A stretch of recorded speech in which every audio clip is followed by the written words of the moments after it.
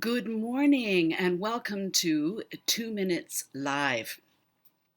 This is going to be a new session with new software, and I'm trying a bunch of things out. I'm pretty sure I've got it all working okay, but so keep your fingers crossed with me, and if there's any fluffs or whatever, I'll fix it up for the next time. So each of these lives that I'm going to be doing every other week, I'm going to do tips on the topics from the channel playlists. And this week it's about makeup and hair and wardrobe. And I've been pondering, in order to keep things on topic and free-flowing for the information and good use of our time, post your questions in the comments, and at the end I will answer them, or you can email me at info at, now here we have to, I gotta get on here and let me, there it is. Email me at info@sharondanley.com and I'll answer that way, or I'll answer at the end of this session, or in our next live stream, or after this video has been posted. I will certainly answer them at that point. So for our makeup for today, we're going to talk about brows and microblading. Just a little bit of a background in brows and how they change from decade to decade. Classic architecture is the thing, no matter what the style of the times are, when you're designing and more accurately correcting your brows. And like men's lapels, women's hemlines, and so many more examples and styles come and go. And we go through all kinds of changes in fashion. And why do they do this? Well, because it makes money for the fashion industry when, if you're not in fashion, you have to have the latest. So even if you have a narrow lapel, or a higher hemline or a lower hemline, if you're wearing a higher hemline and everything's so, well, to feel like you're fitting in, you get a lower hemline. Now, when this comes to brows, let's kind of take a little history just in the last century of what brows have been like. In the Gibson era, that was the turn of the last century, like 1900s.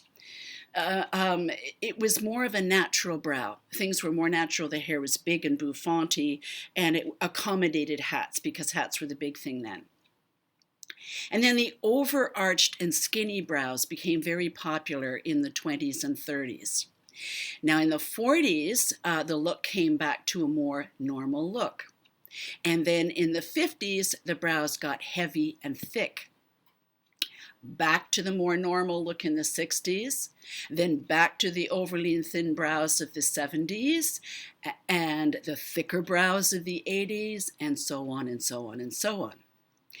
But today's brows, however, have a new element that is an influence from our Mediterranean sisters and our East Indian beauties, with their much fuller brows, and they are closer in to the bridge of the nose.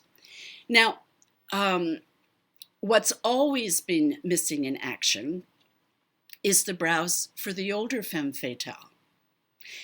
Fashion's always about the younger person. So as we age, how do we kind of keep with the trend without adopting it full force, and still look our best with an aging brow? Most often, what we see in trends doesn't suit us older dolls. We just have to try to figure out what works for us.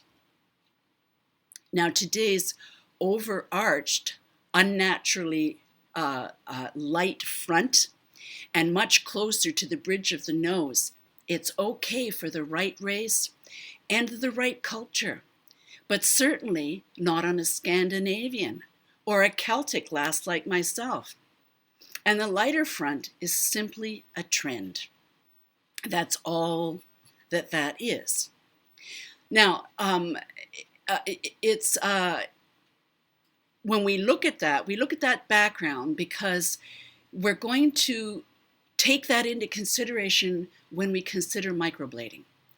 Now, a word on microblading. It is fantastic as a way to cut down in your makeup time. Having a wash and ready face to go, that's really, really great. Or if you have thin or sparse brows, or many of them are missing in action, or they've been misshapen because of, tweezing over the years. But it's absolutely essential that you do your research before you go under the microblading blade. So here's a few things to check before you do that. First of all, check a few technician artists and make sure that they're also artists or they have an art background with them. Check to see their online portfolios or a gallery of their works first before you have a consultation with them. That's what you want to see in them. Now for yourself, your responsibility when getting microblading is to make sure you know what your facial architecture is. How do your brows fit in with your face? Now, often the over 45 group fall, the brows tend to fall in the front. They come down here like this, and that can get, and the arch goes up, and or the back comes down, or it goes this way. It's just a natural part of aging because the skin is falling down, from the top of our head. That's why as we age, our shoulders are our best bet because things fall from there. You know what I mean? And if you wear a tight ponytail on top of your head, it'll help bring stuff up. So, but looking at that and looking at a natural way to approach microblading for the aging face, you need to understand and take those things into consideration. Because if you go with a brow that's too fallen down in the front, you can look angry when in fact you aren't. And one of the ways that can help you if you're not sure about how to do this is get a brow make better from someone like myself or some other artist in your area, or you can always take a brow selfie and send it to me if you've joined Going Gray and loving it, and I can help you set some guidelines that you can take to a technician. Or here's another thing, make really good use of your selfies. Take a picture just of your eyebrows or maybe of your face. Print that off just in draft form. It doesn't have to be colored or anything. And then draw in your own guidelines on your own face. Try a few different things and see what's working for you. And then if you've got one that you like, then stick it on the mirror when you go to do your makeup and put in some guidelines and try to emulate what you've done or what you've received in a make better. Be absolutely sure of your shape before the blade comes out. Now you can take your brow guidelines, your make better, whatever, take it to your technician and always have a consultation first. It's like with a hairdresser, it's like with a dentist, it's like with hiring somebody to do your garden. You have a consultation first so that you're both on the same page. You know what to expect. You know what each of you is bringing to the table and you agree on it. That's an absolute must. And be sure to follow the instructions of your aftercare. And in the consultation, make sure that you firm up whether the touch-up is included in the initial pricing or if there's going to be an extra charge for that. So those are all the things, and you know what? I strongly recommend writing it down in a journal or have a brow folder or something, but something where you keep all this information. And for those who've had microblading and they're not really happy with it, know that it can be corrected.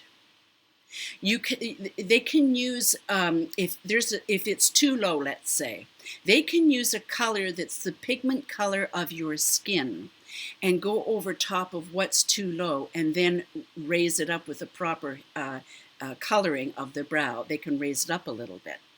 Now, I said earlier about pajamas, or no, I didn't say pajamas, but I'm saying to look good, to have them look good in your pajamas, or if you're going to a special event. When your face is cleansed in the morning, if you look like you've got brows that are ready to walk down the red carpet, it's not going to look that great. A good technician, artist, however, in your consultation will discuss this with you so that you, when your face is clean, it's great. And as they fade, which they will do, and faster than tattoos, what's great is that you can always just add a little bit of eyeshadow to pump up the intensity, so to speak, so that that will help you, get the full bang for your buck, both in your jammies and in your ball gown. Okay, so now we are going to, what are we going to do? Now we're going to talk about hairstyling, if I can find it to bring it up here for you. There we go. Okay, hairstyling. Now, one of the things that is important with either gray hair or chemically treated hair, especially for an older femme fatale, when hair is weak, it's thin, it's fine, you've gone through some chemical treatments for medical purposes, or you've over bleached or bleached and permed, or any number of things that can happen with the hair. You want to treat your hair special, because it is special. Every hair counts. Believe me, I know I'm talking. I'm going to show you something I noticed. When I turn my head to the side, you see how thin my hair is? You can see my glasses through my hair. So, hairs 1, 3, 5, 7, and 9 count. So they're precious and you want to treat them good. One of the things to avoid is heat or too much of it. If you're going to use your blow dryer, after you've shampooed your hair, if you can, let it dry for about 50% of the time. Then take your blow dryer out, use it on a more cool setting, and use a heat protectant. I think it's Tresemme Thermal. Sorry, I don't have it here with me, but that's what helps to protect your hair, to take care of it. So if you've let it dry 50 or 60%, and then finish off, and use a diffuser if necessary. Well, for curly-haired beauties, a diffuser is great.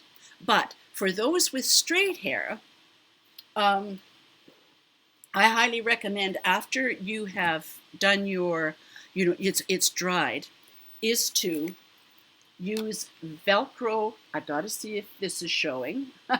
Use Velcro rollers and sponge rollers. Now, I keep mine in this little basket because it's really easy.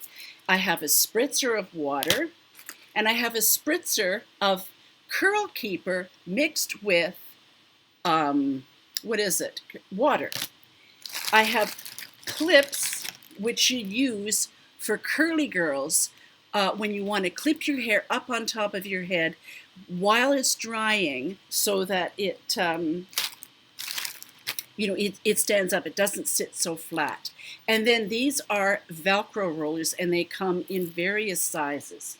Now, for someone like myself, or someone who has a bob, and it's on the straightish side, or you want just like that full, or you want longer hair with a bend, something like I wear from time to time, use a Velcro roller. I use one of these with my hair going forward, one at the crown, over directed and going back, and then one at the base. That will give me a nice, straight, slightly bent hair. And why are the Velcro rollers good? Because they help to close the cuticle down. So if there's, for frizzier hair or damaged hair or anything, it just helps to smooth the hair out just a little bit more. And then for the curly girls, Uh, After you put the clips in, I recommend these sponge rollers. Now, I use these, or you can get them bigger like this, and you can find these at the dollar store. Now, the thing with rollers is if you've got more of a wave in your curly hair, which, you know, it has a wave, then you want to roll your hair horizontally, and you want to roll from the root. So you grab the hair at the root and then just wrap around it. And then I just pin it in. I use hairpins actually that I stick inside the roller so that they're all together. Now, if you want more of a curl, then you would roll your hair vertically. And you can do it one of two ways. You can roll from the bottom up, or you can roll from the root down. I personally find that rolling from the root down helps to lift the hair more at the root. Now, the other thing that you can do if you don't want rollers is you can use pin curls. Yes, pin curls. And again, I've got a video on that, and I'll put it in the cards after this video is posted. And it shows how to do pin curls for curly hair. And you can roll it up at night just with a little spritz of water, whether it's for straight or for curly, just a little spritz, roll, and then you're done. Now, the other thing is I've seen people who are wrapping their head in bandanas and things of that nature to help keep your rollers in. Well, this is better. This is called a hairnet, and it's a more solid one. Sometimes you get them if you buy hair pieces or wigs, they come, you know, with them already on them. But you can get these at your local drugstore. Now, this is a more substantial one. This is meant to hold things in. Or if you were creative, this would be a great look for, you know, as it called a snood, for those that would remember, or their mothers or grandmothers knew, that women would put their hair in these during the wartime when they had to keep their hair out of the way, yet it made it stylish. So they would put all their hair in this, holding their hair back, and then they'd style the victory rolls at the front. That's where these come from. So if you put this on and then you secure it with a bobby pin at the nape of the neck, ain't nothing going to move. So it will hold your rollers, your clips, whatever. And so back to the straight, like I said, for me, I only use 3 large rollers. I do it overnight and it's fine. But when you first shampoo your hair, when it's dry, you can roll your hair, do your makeup, get dressed or whatever, give yourself a half an hour, and whether it's curly or whether it's straight, doing that's going to enhance whatever look that you are going for. Okay, and I just wanted to mention also, oh yeah, here's the curl keeper that I use. It. So let me get this right here. It's backwards. It's the Curl Keeper Original that I use from Curl Keeper, and it does help. I put that in when my hair is wet, comb it through. I let it dry, but then I also assist with a diffuser dryer just to give it a bit more lift. And of course, this is, you know, John Frieda right now. It's the Fine Mist Flexible, and I have the Hard to Hold. I'm finding that this holds my hair really nicely, and I can comb it out, and I don't have stickiness, I don't have stuff or nothing else. Now, for those with thin hair, or their part is just too white for them, now some might think my part's too white for me, but I'm so used to it, it doesn't matter anymore. Topic is a great, this is worn out. And it comes in gray, and it comes in white. What it is it's a fiber that attaches to the very fine, tiny hairs on your head, and it clings to it so that if you've got alopecia or very thinning hair, what this will do when you sprinkle it on and then pat it down, it will camouflage the look of thin hair. It will make the scalp look like there's more hair there than actually is. It's a great little product. Now, for those of you with white hair or light gray hair, I find baby powder works pretty well too. Okay, so let me see what is next. You'll have to bear with me here. Okay, we're going to now go to wardrobe, and I'm going to, mess this up, you see.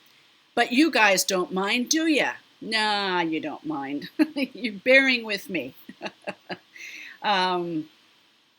Okay, so now for some wardrobe. It's spring. Note the orange blouse I'm wearing. Oh, and a little sidebar, because I know people are going to ask me, so I'm going to tell you right now. The makeup I'm wearing is, I've got the Maybelline 24-hour Super Stay. It's number 25, that classic red. But what I've got over top of it is the number 20. And I only kind of outline my lips in the red, and I wear the 20 in here because it's got a slight glow to it, but it's got an orange undertone, which goes really well with the blouse. And my blush, it's an orange eyeshadow. That's all I use. And my eye makeup today, instead of going with black as eyeliner or anything else, I'm going with a brown. Now, those who are moving into gray hair or embracing their gray hair, there's lots of questions at that stage of, oh, what makeup do I wear? Should I not wear browns anymore? Or should I, get rid of all of, there's, we'll talk about that on another thing, but no. Browns look great with gray. You look in nature, gray, brown, black, taupe, white, green, all those things are in nature. So if it's good enough for Ma Nature, it should be good enough for us as far as I'm concerned. Okay, so for wardrobe, time to do spring cleaning and do a wardrobe checkup. Remembering, here's the thing, that your clothing should strengthen your strengths and camouflage your weaknesses. Keep that in mind when you make all your decisions about your clothing. So, how are we going to do this? Well, try your items on. Grab a cup of coffee. Speaking of coffee.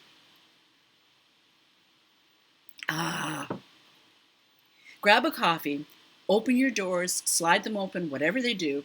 Take a look at that closet. The best way would be to bring everything out. But try your items on. Look in the mirror, and if you don't immediately love it, it doesn't fit like it used to, it needs repair, or it can't be used with another piece of clothing to show it to its best advantage, pack it away or move it to the end of the closet to be fixed or stored. That's number one. Number two, pull out everything that is still in its package. Now, I don't have that problem, but I understand some women do have that sort of thing. If it hasn't been worn, or it still has the tags on it, sort, eliminate, and streamline. Okay? Number three, only keep what looks great on you and feels good to wear, and keep those clothes hung with room to drop a vanilla envelope down between each item. I know, I can hear people going, what? I'm telling you, it's true. Why is that important? Because it keeps your clothes from wrinkling, and it keeps them fresher, and it keeps it easy visually for accessing what you need. And then we're going to take it one step further and hang your clothes and put your clothes away in a color coordinated way. And no, I'm not channeling Sheldon Cooper from Big Bang Theory. I actually do this myself. That's the way everything's color coordinated, hung so I can drop an envelope between. And at the beginning of each season, I look at if I haven't worn it, out it goes, or I repair. Now, this is where my Sheldon Cooper does come in. If I've tried something on or I've worn something, like I noticed in one of my videos, I had a tear in one of my blouses that's going to be going up. When I was finished videoing, I took the blouse off and put it in my repair area. And then sometime when I'm watching a movie or, listening to a podcast or something, then I do my hand repair. Hand repair, I don't know, it's like painting. There's something special about it. So your clothes will be wrinkle-free, they'll be in good repair, they'll look good, they'll be well coordinated, everything will be working for you, so now you don't have to think about it anymore. And if you're going shopping to replace something, write down exactly what it is and only go looking for that item. Seriously. How many times have you gone into a store, you think you want something, and well, you come back with a whole bunch of other bags. That's not where you want to go. It's not smart from a variety of different perspectives. Number 4, and here's another one, and it kind of borders on Sheldon Cooper approach to life. Take pics of your ensemble combinations that you like. How often have you worn something and you put it away or whatever? You've kind of forgotten about it, but you loved wearing it and you'd forgotten all about it. When you have a picture gallery of your outfits, it makes choosing much easier. And for those working lasses that are, they've got to be, there's a lot else going on in their life and they've got to be coordinated and all that sort of thing. On your phone, have a gallery of wardrobe pics on your phone. These are Monday outfits. These are Tuesday outfits, or however you want to organize that. Man, does that make life easier than thinking the night before, what am I going to wear? And you can't make up your mind. The next morning you think, what am I going to wear? And you're standing looking in front of your closet. What am I going to wear? This eliminates all of that for you. And, let's remember something. Take a page out of the book of our gorgeous European sisters. It's better to have 3 wonderfully fitting and enhancing ensembles that you can count on than a closet full of blah. It makes life so much easier. So much easier. So, now, I'm sorry, ladies, I'm slow on this. You know what I wanted to do, but I'm going to do it anyway if you'll bear with me. Touching back at the brows. Here is a bride that I did back in, I don't know. She was a twin, actually, and this to me is such a perfect picture of a well-shaped brow for a Caucasian person. And of course the eye makeup and everything, it goes beautifully. She just wanted a soft, natural look. And of course it's one of mine. But, it just shows you how when it's well-shaped and it suits the, how shall I say, the culture of the person, it makes a big, big difference. Now, I wanted to touch on something too about our how to search for playlists and things. Here's a picture of the website. Now, when you're searching for something, like say you want to do brows, because that's what we're talking about today, do you notice that little circle with the search in it that's on the main channel page? That little eyeglass? Well, you just type in what you want there and it will come up. Or if you look to the left of that picture, where it says playlists, you click that to open, and then the picture below, all of the playlists come up. Then whatever playlist you want to look at, hit it in the dark section where it says click here to open, and that playlist will open for you, and then everything will be available to you so that you can look at a whole series. Like say you're looking for extensions. They're all there in a playlist to make it really simple for you. Or just hairstyles, or just makeup, or then there's soapbox. But there's other ones too on voice, how to use your voice for presentations or whatever. And performance. If you're in your business, you're making presentations, whether it's in the boardroom or whatever it is, that playlist has a lot of really good ideas and exercises and things to help you do that best. And then there's also one on, dare I say, modern day etiquette. Yeah, I know. And I'm doing my best to try to bring it back. But anyway, I'm going to just check now to see. Yes, okay, I'm seeing that I can I will, yes, I will answer your questions in a few minutes. So let me go to something else then. Um, I have a question actually from Erin Davis, and she wants to know, how can I line my eyes when I suffer blepharitis? First of all, always check with your doctor. That's number one. And carry out any routines that are required to treat it. Secondly, I've dealt with a couple of women, and a few actually, who've had this problem, and they have difficulty with makeup. One of the things that we found that works pretty well is to use eyeshadow and a flat-edged angled brush. I've got one here somewhere. I know it. There it is. Now let me get nice and close. Okay. Okay. Use a flat-edged angled brush and go in along the lash line. And just push it in. And push it in to the lashes. I've got gel liner on, or actually it's a smooth liner by Annabelle that I'm wearing. But for people with blepharitis, they can't necessarily do that. So using this method with an eyeshadow is good, and make sure you clean your brush afterwards and that sort of thing.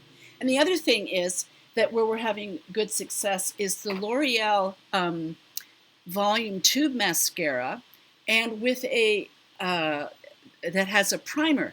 And we've discovered that the black primer works better for some reason. That mascara doesn't flake or fall off or anything. It's easy to apply, and it's really easy to remove. So, Erin, I think that would be a route to go with your blepharitis, and let us know how it works. And our second question is from Charlene Blockman. Should older women wear hair shorter or longer? Well, there's a heck of a lot to take into consideration. Your hair texture, your hair volume, your head size in relation to your body frame, the size of your body frame, your ability to manage your hair at different lengths. I've seen some older women with pixie cuts, or quite short with a longer bang, or it's been spiked up or scrunched up, that look absolutely fantastic. Can look great. And I've seen shorter hair that just doesn't work because it's not being styled in a way that is, how do I put, keeping sort of up with the times without being trendy and being true to what looks best for you and your lifestyle. That's important. For longer hair, I think it's really important that longer hair has fullness and the volume, and that the ends are thick, not thin and wispy. If you've got, like I've noticed with my hair, when I let it go curly, if I have when I let it go, I have to add in some extensions, or my hair is too thin on the bottom. It just looks scraggly. However, longer hair, to wear it up is a wonderful thing with long hair. You get lots of options with that. I mean, my hair today, it's up because, it's simple. It's just a one bobby pin, I'm done, and it's good for the day because of the hairspray and the back combing. So if you wear your hair up, and again, consider your lifestyle. Are you gardening a lot? Are you farming? Are you busy with children? Are you a corporate executive? Are you a nurse or in the caring industries? Most jobs require our hair to be out of the way. So we either cut it, or if we're going to wear it long, we style it in a way that's appropriate for our job and for our lifestyle. So I hope that answers your question, Charlene. And I see from Keely White here, do I have any tips for clear skin? Go to Paula's Choice. That's what I recommend. Skincare is not my forte. When I was going into this business, I decided that I had to be consistent and well honed in what I did. So makeup and application and tools was one, and hairstyling was another. I, for a while, I looked at going into special effects, but I thought, no, that's just going to divide or dissipate my strengths. So I didn't do that. And skincare is part of that. But Paula's Choice has lots of good recommendations, and she's well researched, and they'll help you online with that. Dresses, as Rebecca is saying, I heard it is better not to launder clothes too often. Well, you know what the trick is, Rebecca? Launder them, but don't throw them in the dryer. And launder them on a cool setting, like with our hair, and and hang them to dry. I never, any of my outerwear, well, actually, and my bras too, I don't put them in the dryer, and they do last longer that way. You always use brown on your eyes and find brown is softer. It also helps the eyes to pop. Yes, natural colors always do that. Let me see. Okay, I can't. It looks like I can't. Oh, yes, I can too. Kathy Kitterman. Any tips for growing out a short haircut, getting over the awkward stages? Yeah, a wig. No, I'm kidding. I'm kidding. I'm kidding. You can. I remember years ago learning this. You can cut your way to a longer hairstyle. It's like bangs. You know when you've cut bangs, and then they get to this level and they're thick, and you can't do anything with them. Well, if you cut an underlayer shorter and then you cut another underlayer medium length, you can get them to grow out in a much softer way. So if you've got bulk somewhere, think about using thinning shears, or speak to your hairstylist if you trust them, using thinning shears to take out the bulk while it's growing. That really helps a lot. Let me see, what else have we got here?